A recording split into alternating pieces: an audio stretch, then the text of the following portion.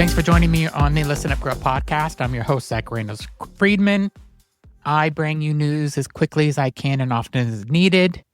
This is where we talk about real queer news, anywhere from pop culture to politics and kind of a little bit of everything in between. Let's get into the first story. Cleveland appoints new LGBTQ plus liaison.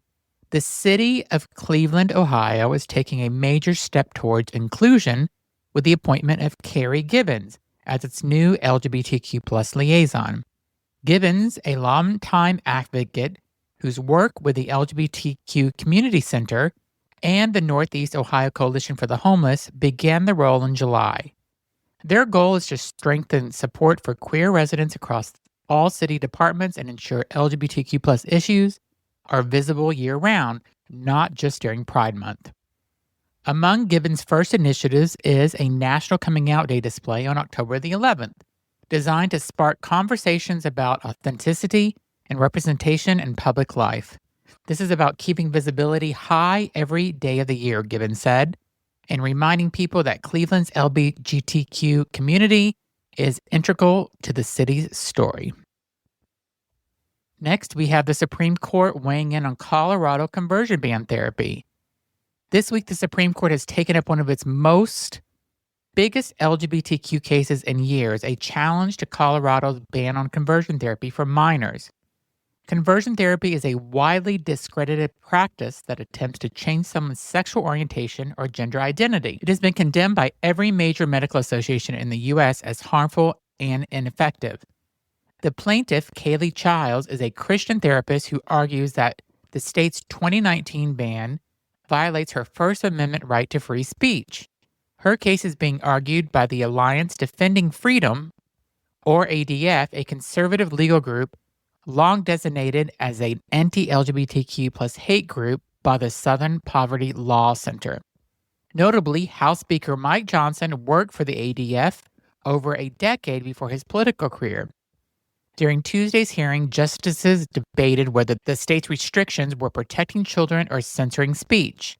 The ruling, expected by June 26, could have sweeping implications for more than 20 states with similar bans, potentially reopen the door for licensed therapists to use practices that have been proven to cause lasting psychological harm to LGBTQ plus youth.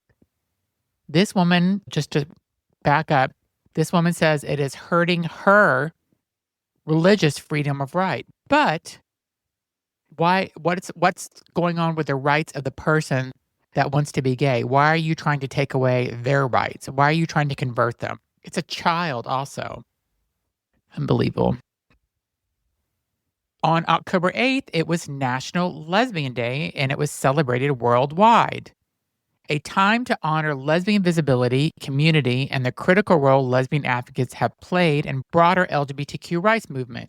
Originally celebrated in Australia in the 1980s, the day has gone into a global recognition of lesbian culture and contribution. From pride marches in Europe to social media campaigns across the Americas, the day also highlights the ongoing fight goes against misogyny, exclusion, and the erasure of lesbian identities within both queer and mainstream spaces. Advocates say it's not just a celebration, it's a call to continue building inclusive and intersectional movements that uplift all women who love women. Next, we go to our favorite, Dolly Parton. She clears the air on health rumors. So country music legend Dolly Parton has spoken directly to fans after health concerns spread online last week. The 78-year-old icon postponed her upcoming Las Vegas residency, originally set for December, due to kidney stones. After her sister posted that she has been up all night praying for Dolly, fans flooded social media with worry and speculation about her condition. Dolly quickly set the record straight in a video posted to X saying, "I'm not dying. Do I look sick to you? I'm working hard, and I don't think God is through with me yet." Her trademark humor and resilient and her message reassured millions who looked to her as a symbol of optimism and strength. I'm so happy that Dolly is good. Next, Jake Paul responds to AI deepfakes. YouTube star and professional boxer Jake Paul is pushing back against AI-generated deepfake videos that falsely depict him coming out as gay. The fake clips went viral across social media, AI voice, and face synthesis to mimic Paul's appearance and speech patterns, blurring the line between reality and fabrication. Paul called the videos creepy and dangerous, warning fans about the rapid rise of manipulated content in the age of artificial intelligence. Tech watchdog groups say this is part of a troubling trend where deepfakes target public figures to spread misinformation or stir controversy. An LGBTQ plus identity is often weaponized in the process. Next, Netflix monster The Ed Gein Story faces backlash.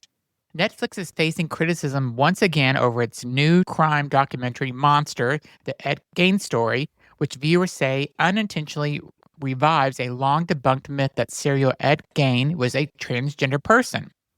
The streaming giant claimed the series to clarify misconceptions, emphasizing that Gein was not transgender but genephiliac, meaning he was obsessed with women's bodies. But critics argue such framing still blurs the line between pathology and gender identity, echoing decades that unfairly link queerness with violence. Media scholars are calling for greater responsibility in how stories about gender and sexuality are portrayed, particularly in true crime, with enormous influence on public perceptions of marginalized groups. Next, RuPaul heads to Hollywood in Glamazon Express. Drag legend RuPaul is bringing on glam, glitter, and high-octane fun to the big screen. RuPaul will star alongside Drag Race icons Ginger, Jujubee, and more in the upcoming Adam Shankman action comedy, The Glamazon Express, set for theater release in 2026. The film promises a mix of spy adventure, outrageous comedy, and heart, all told through the fierce drag lens. RuPaul said in a statement, "It's about finding family, owning your power, and never apologizing for your sparkle." Fans are already calling it the queer cinematic event of the decade. Next story is LGBTQ plus elders demand equality in aging. America's queer elders are demanding visibility and dignity. There are currently 3.6 million LGBTQ plus adults over the age of 50, a number expected to rise to 7 million by 2030. Despite the growing numbers, many face barriers to housing, healthcare, and economic security. Decades of discrimination have left many LGBTQ plus seniors without traditional family support or access to inclusive elder care. Advocates say the lack of queer-affirming retirement communities contributes to higher rates of depression, dementia, and chronic illness. Organizations across the U.S. are now working to expand LGBTQ plus senior housing options, ensuring that queer people can age safely and with pride. I want to back up for 1 second because they're saying elder people are at the age of over 50. I don't think that's correct. I'm 52 and I'm not an elder. I think elders are 62 and over. That is what I think. I'm sticking with it. Next, trans student arrest raises alarm at a trans student activist at Louisiana State University. Gabriela Juarez says her recent arrest at a public hearing was politically motivated attack. Juarez, 20, exceeded her allotted speaking time during a campus forum and was immediately surrounded by campus police. She alleges officers became increasingly hostile after learning she is transgender. In a statement, Juarez said the incident reflects a growing hostility towards trans voices in academic spaces. LSU officials say they are reviewing the incident, but students are demanding transparency and calling for reforms to ensure trans individuals can engage in campus discourse without fear of reprisal. Next, we have an 11-year-old trans student assaulted in Massachusetts, a father speaking out after his 11-year-old transgender child was assaulted at school. Brian Parmenter told Boston 25 News that his child endured bullying for years. Despite transferring schools this fall, the harassment followed.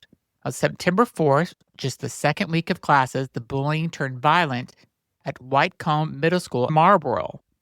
Local LGBTQ plus groups are demanding accountability and stronger anti-bullying statewide. Advocates say the attack underscores a national pattern of raising hostility towards trans youth, particularly amid legislative efforts to restrict gender-affirming care and inclusive education. Next, Trump targets trans people yet again. Even during a high-stakes international meeting, Donald Trump couldn't resist attacking the trans community. While meeting the Canadian Prime Minister Mark Carney earlier this month, Trump reportedly went on an unsolicited rant about transgender athletes, saying, "We have no men in women's sports." The remarks were widely condemned not only for being out of context, but also for being directed at a leader whose own child is non-binary. Advocates say it's yet another reminder that Trump's political playbook continues to rely on stoking transphobia to rally his base both at home and abroad. Lukas Gage gets candid new memoir. Lukas Gage, known for The White Lotus and You, is opening up about trauma, identity, and fame in his new memoir, I Wrote This for Attention. Gage reflects on his childhood marked by addiction, absent father, and abuse, and how his rise in Hollywood became both a dream and a healing process. The book also touches on his viral Zoom audition moment, his creative process, and his world marriage to hairstylist Chris Appleton. He says, "I didn't write it to be an inspirational book. I wrote it to be honest and raw. If somebody connects with it, that's what matters most." Next, we have Texas.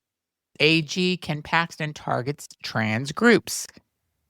Texas Attorney General Ken Paxton is once again igniting outrage, this time announcing undercover investigations targeting what he calls leftist and transgender groups.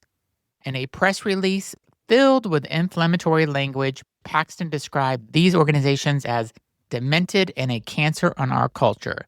He also accused them, without evidence, of orchestrating violent attacks, including a recent shooting involving far-right-wing Charlie Kirk.